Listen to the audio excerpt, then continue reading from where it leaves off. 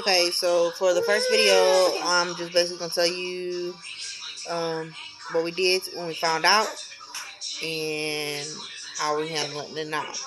We first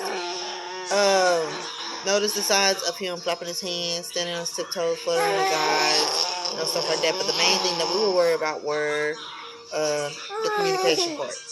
He wasn't talking. He didn't talk until he was 3. He said like one word, 2 word sentences, and just kind of pointed to where he needed just to get by. So what I did, I went to his pediatrician.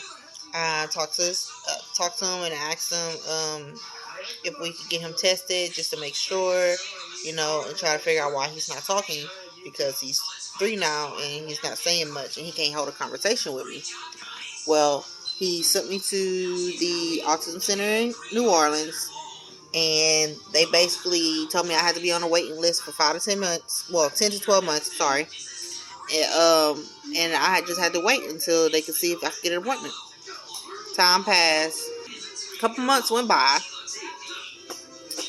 and they called me saying that they had an initial interview for me just to see where he's at and to see if they gonna interview him. Because if the interview didn't pass with me, they wouldn't have even thought about interviewing him, seeing where he's at on their scale for them to diagnose him.